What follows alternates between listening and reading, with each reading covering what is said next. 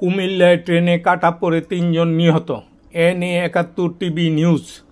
কুমিল্লা বুড়িচং উপজেলার মাধবপুর এলাকায় ট্রেনে কাটা পড়ে ৩ যুবক নিহত হয়েছে। বুধবার ভোরে এ ঘটনা ঘটেছে। বিষয়টি নিশ্চিত করেছে কুমিল্লা রেলওয়ে পুলিশ।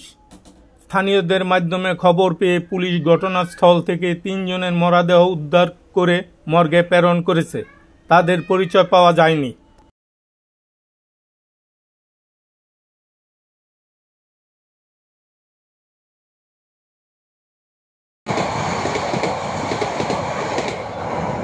একটু ফুটেজ মাত্র আইছে, ফুটেজটা নিয়ে নেই। হ্যাঁ